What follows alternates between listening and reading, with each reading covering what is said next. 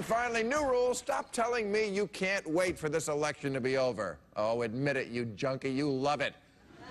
American elections are glorified lying contests and an insult to our intelligence. But they're not dull. And this one has been like watching Donald Trump losing a hockey fight.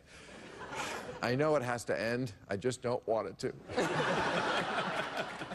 So, with only 4 days left in this campaign, it means there's only time for 5 more reincarnations of Mitt Romney.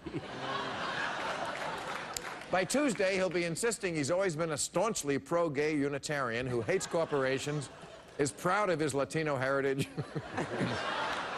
and doesn't want old white men telling him what he can't do with his vagina.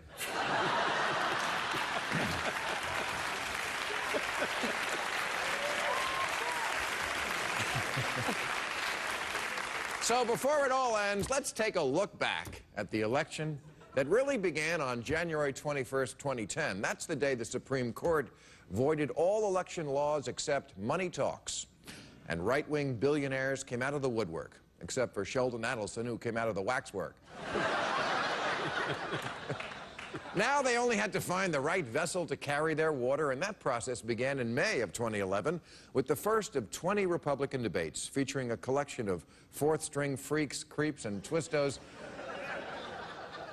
that made an orgy at John Waters' house look like the Avengers.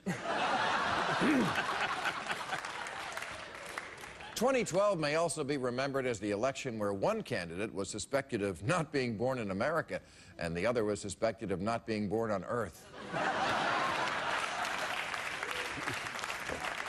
But when future historians ask, Mitt Romney? How did we get this shameless weather vane from the planet Kolob? The answer will be because the other choices were Rick Perry, Newt Gingrich, Rick Santorum, the mom from Carrie.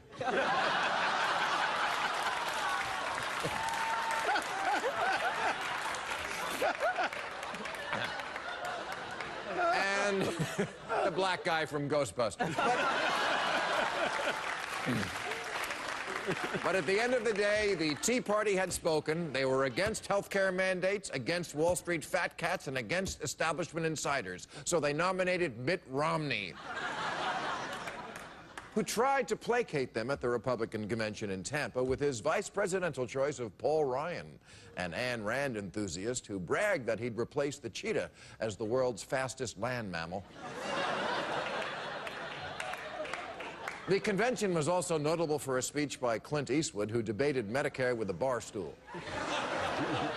Clint was not the first choice for a celebrity speaker at the convention, but Honey Boo Boo refused to dumb it down. A week later, the Democrats had their convention, a much bigger success. At the end, liberals were filing out the hall, chanting 4 more years.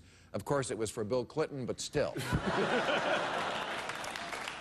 And things looked even better for the Democrats in September when the infamous video came out of Mitt Romney calling 47% of Americans a bunch of mooching sponges. But if it hurt him, it was soon forgotten when on October 3rd, 2012, 70 million Americans watched President Obama boycott the first debate.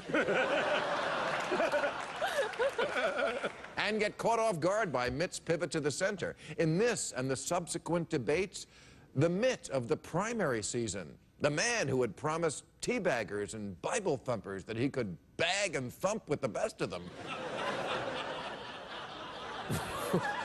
was replaced by a new Mitt Romney who suddenly liked regulation and protecting women's rights and who was for taxing the rich and offering foreign aid to the terrorists.